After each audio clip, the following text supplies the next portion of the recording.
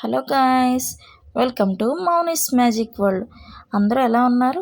నేనైతే చాలా బాగున్నాను. టుడే రెసిపీ ఏంటో చూసేద్దామా? Afghani egg curry. ముందుగా స్టవ్ ఆన్ చేసుకొని కళాయి పెట్టుకోండి. కళాయి హీట్ ఎక్కాక 2 టేబుల్ స్పూన్ ఆయిల్ వేయండి. రెండు ఉల్లిపాయలు పొడుగ్గా కోసుకొని, పచ్చిమిర్చి కూడా పొడుగ్గా కోసుకొని, జీడిపప్పు 3 కలిపి వేసి ఒక 1 మినిట్ అలా కలుపుకొని మూత పెట్టేసేయండి. ఓ పక్కన గుడ్లు ఉడకపెట్టుకోండి. తర్వాత ఉల్లిపాయలు మగ్గాయో లేదో మూత తీసుకొని ఒకసారి చూసుకోండి. ఎక్కువ కాదు, లైట్గా మగ్గితే చాలు. మగ్గిపోయాక తీసుకొని పక్కన చల్లారబెట్టుకోండి ఉల్లిపాయలు. అదే కళాయిలో ఆయిల్ పోసుకొని ఉప్పు, కారం, పసుపు వేసుకొని గుడ్లు వేసుకొని వేపుకోండి.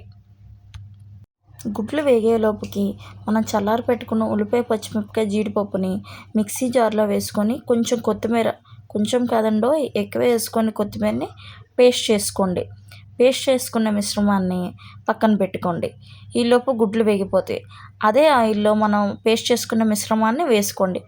బాగా కలుపుకోండి. కలుపుకున్నాక మూత పెట్టేసేయండి ఒక 2 మినిట్స్. తర్వాత తీసి మళ్ళీ ఒకసారి కలుపుకోండి. బాగా పచ్చివాసన పోయి దగ్గరికి అయ్యేదాకా కలవనివ్వండి. తర్వాత అల్లం వెల్లుల్లి పేస్ట్ ముద్దను వేసి బాగా కలపండి. బాగా కలిపాక పచ్చివాసన పోయేదాకా కలపండి. తర్వాత ఉప్పు, కారం, పసుపు చూసుకొని వేసుకోండి. మనం ఆయిల్లో ఆల్రెడీ ఉప్పు, కారం ఉంటుంది, అందుకని తగినంత వేసుకొని ఒక్కసారి కలుపుకోండి. నూనె పైకి తేలేదాకా కలుపుకోండి. తేలేక అప్పుడు మనం వేపుకున్న గుడ్లను వేసేసేయండి. వేసుకున్న గుడ్లని ఒకసారి కలుపుకొని మూత పెట్టేసేయండి. ఒక 2 మినిట్స్ తర్వాత చూస్తే ఆయిల్ అంతా పైకి తేలుతుంది. ఆ సమయంలో పెరుగుని మిక్సీ పట్టుకొని ఒక్కసారి వేసుకొని మొత్తం మళ్ళీ కలుపుకొని మూత పెట్టేసేయండి. ఒక 5 మినిట్స్ తర్వాత మూత తీసుకొని చూస్తే అబ్బా, చూడండి, చూస్తేనే ఎంత టెంప్టింగ్గా ఉందో. వేడివేడి ఆఫ్ఘనీ ఎగ్ కర్రీ రెడీ. ఇది చపాతీలో, బగారా రైస్లో చాలా టేస్టీగా ఉంటుందండి.